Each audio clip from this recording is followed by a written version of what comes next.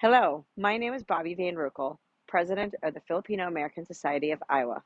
Allow me to introduce you to one of our community members. We are here with Roxy Strike, who is part of the FAS. She's actually part of the FAS scholarship team right now. Yes. Are you Co-chair? Co-chair. That's what I thought. It's not just part. She's like part of leading.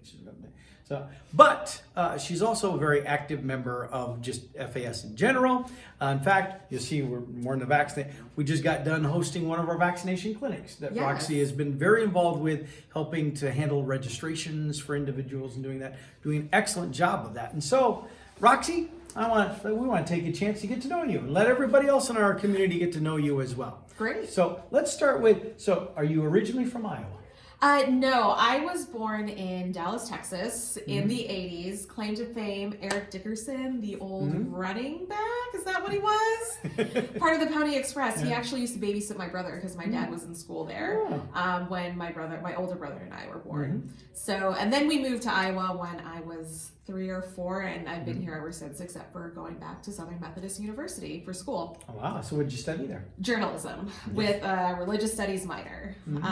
I wanted to be a doctor, but I can't do calculus, and so I had to drop that program and became a writer.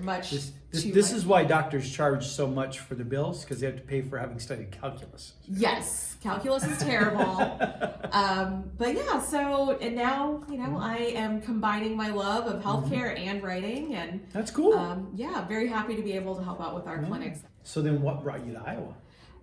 So my dad is a Methodist minister, which is a little bit weird because he is from Pakistan, which is 99% Muslim. And when he was finishing up his degree, he was recruited by the Methodist Church here in Iowa, and that's why I moved here.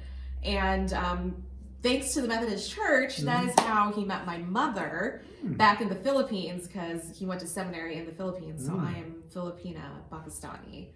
And that's kind of how we ended up here in Iowa and have been here ever since.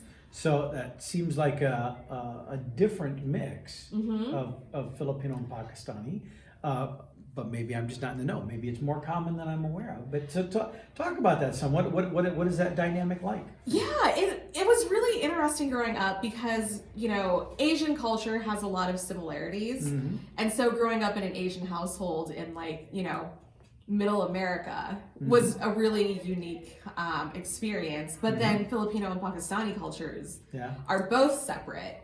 And so for the most part, my parents they agreed on all of the values they decided to raise us with. But we only spoke English in the house because they couldn't understand each other's languages. And so unfortunately I do not speak Tagalog or Urdu or Hindi. And so English is my only language. You got ripped off on all of it. I know. But the food was always amazing growing up. And so talk about that. So did you have both types of food, or did your parents mix it, or what? Yes, it's funny. So my mom's Filipina, and she makes Filipino and Indian food. But my dad is the one who cooked all the American food. So my dad cooked the burgers, the brats, the pastas, and then my mom, she took over the Asian cooking in our household. So you still got the blending, but it was because your mom was doing it. Your dad was focusing more on traditional American cuisine. Yeah. Interesting. Homemade pizzas on Friday night was dad's thing. And can't blame him for that. So it was really interesting to see how my mom was able to learn how to cook Indian and Pakistani foods, and she's a really good cook. So and did that gene pass on to you? Yes. Are you also a really good cook? I like to bake a little bit better, but as I got older, I learned to appreciate cooking the traditional foods. Oh, really? But the hard thing is, a lot of our Filipino and other Asian friends will know our moms and grandmothers do not measure. And so it is incredibly hard to get recipes because I will ask my mom, hey mom, for your curry, what do you use? She's like, oh, a little bit of this, a little bit of that. I'm like, that's not telling me how much I need. How much is a little bit? And are these two little bits the same? Yeah, they're the same little bits. And she's like, you just have to feel it. I'm like, Mom. That's very helpful. That's not helping me. So like I try and make things, but there's always just something missing. Like it's not quite as good as my mom's. Well, it's never as good as your mom's. Yeah. So then my the food, that's one thing, but were there other cultural blendings of things? I mean, like I don't know. First thing comes to mind is holidays, or whatever kind of things were commemorated or celebrated. Did you have a blending of those things too? Yeah, so it was because my dad grew up as a Christian Pakistani. It was a little bit easier to do holidays because we were just celebrating all Christian holidays. Right. Okay. And so that made it a little bit easier. And since it kind of. Did your mom grow up Catholic? No, she actually grew up Methodist. Really? So we're kind of like unique because we're in the minority. Well, because in the Philippines, Catholicism, of course, is big. So my mom's family has been Methodist for several generations. That would explain how your mom and dad met through the Methodist church, because they were both Yep. So pieces come together. Yeah, and there's actually a Methodist seminary in the Philippines that my dad ended up going to. Oh. So it made it. We didn't have to go too far out of the box when it came to celebrating holidays, but just like the traditions that come along with like Filipino Christmas. Mom starts decorating in September, and my dad would just be so annoyed that he would have to start decorating so early. That's not Filipino or Pakistani. That's just American. Right. And so, so just like the different traditions that we had, we would kind of bring like our flair to them when it came to celebrating holidays. And for when my brother and I both got married, it was really cool because we both married like American white kids. And so we did, traditional Methodist wedding because my dad's a Methodist minister, but we were able to incorporate like pieces of our cultures into that. So, the cordon veil, the coins that we did, which were the Filipino traditions. We did the mendi for my wedding. And so we were able to like incorporate those things into like our everyday things. That's awesome. Yeah. And then of course, like we are very superstitious people. And so, a lot of that comes into play. My husband's like, why are we blessing these things?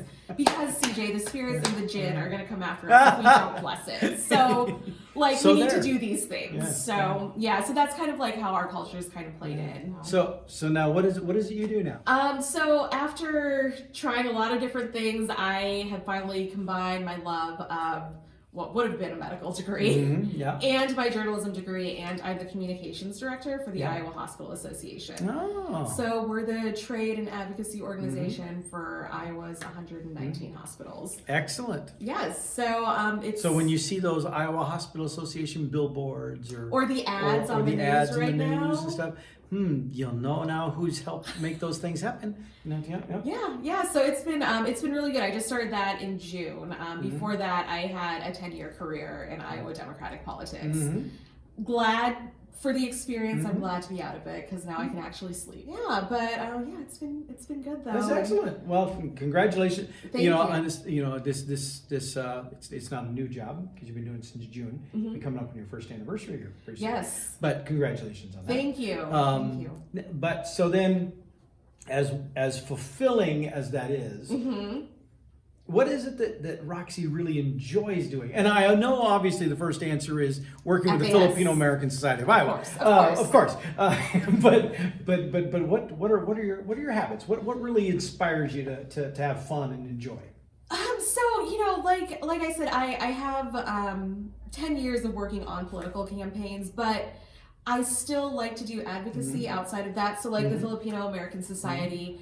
I'm really involved with animal welfare is another thing that really drives me. So I'm like, anytime I go out anywhere, I'm just like on the lookout for a stray dog or cat that I can rescue, hopefully keep. CJ usually says no, but I did convince him to let us keep 3 cats. And so that's just something that I have always been involved in, and I like to use in my spare time to relax. I'm like an 85-year-old woman in like a 40-year-old's body.